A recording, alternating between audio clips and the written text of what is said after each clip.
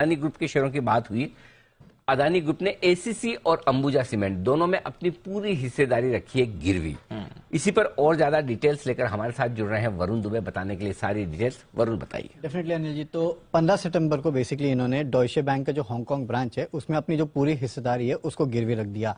ACC में करीब 63.15% के आसपास की हिस्सेदारी, अंबुजा में 63.15% के आसपास की हिस्सेदारी और एसीसी में 56.69% के आसपास की हिस्सेदारी थी। कुल हिस्सेदारी को जो गिरवी रखा है इससे कंपनी को करीब करीब 1 लाख करोड़ के आसपास की जो हिस्सेदारी है उसको गिरवी रखा गया है।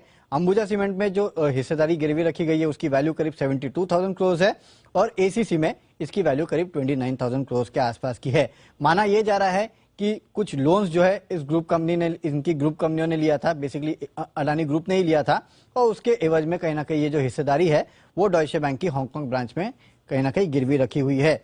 इंटरेस्टिंग ये है कि जब ये डील हुई थी मई में, तब ये डील की जो पूरी वैल्यू थी करीब 81,000 करोड़ के आसपास की आकी गई थी, जिसमें होलसिम का स्टेक भी था और साथ ही साथ जो ओपन ऑफर आना था वो भी था। ओपन ऑफर जो आना था वो करीब 31,000 करोड़ का आना था, हालांकि उतना अच्छा रिस्पॉन्स मिला नहीं। तो जो टोटल देनदारी इनकी बनी वो करीब 52,000 करोड़ के आसपास की बनी। इसके अलावा इस ग्रुप ने यह भी ऐलान किया कि अंबुजा में करीब 20,000 करोड़ के आसपास का अतिरिक्त निवेश जो है वो ये करने वाले हैं। तो कुल निवेश अगर आप देखेंगे अडानी ग्रुप का जो था वो करीब 72,000 करोड़ के आसपास का निकला है, जो इन्होंने अधिग्रहण किया है और साथ ही साथ जो फ्रेश इन्वेस्टमेंट लेके आए हैं। लेकिन जो ओवरऑल इन्होंने शेयर्स गिरवी रखे हैं वो करीब 1 लाख करोड़ के आसपास के हैं और इसके लिए कहीं ना कहीं मार्केट को यह बात अच्छी नहीं लग रही है कि जितने का आपने एक्विजिशन नहीं किया उससे ज्यादा तो शेयर जो है वो प्लेज कर दिए हैं और ऐसी क्या जरूरत है कि पूरा का पूरा आपका जो पोर्टफोलियो है उसको आपको प्लेज करना पड़ा।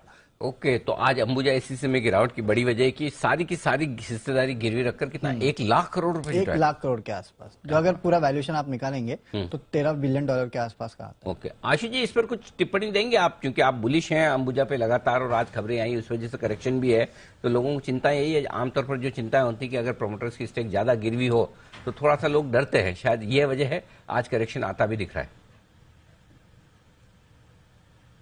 अनिल जी देखिए, ये बात सही है, लेकिन अगर आप अदानी ग्रुप का टोटल टेक्सचर देखें तो वो ऐसा ही रहा है। अरे जी, इससे आधे भाव पे जब थे तब भी यही बातें चलती थी, तब भी यही कॉम्पोजिशन ऑफ प्लेजिंग था।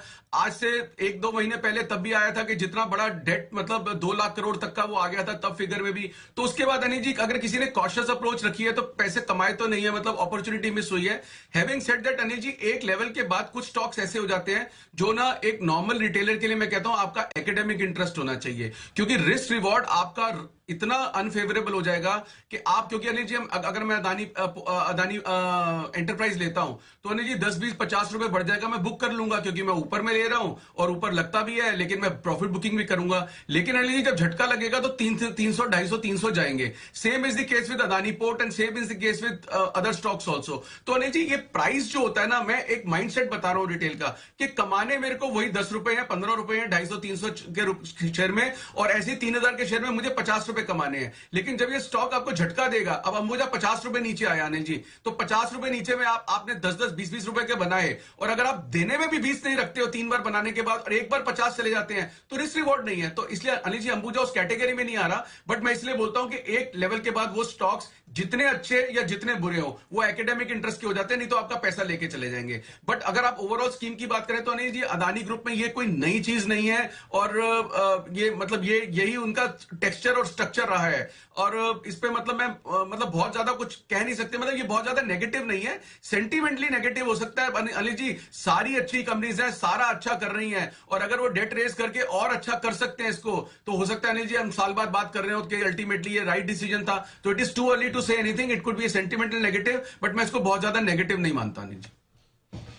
ओके, ज्यादा नेगेटिव नहीं मानते हैं आशु सर, इस पर रखे नजर, but nonetheless Ambuja ACC focus में रहना चाहिए। और इसके बाद हमने देखा आज सारे सीमेंट स्टॉक्स में मुनाफा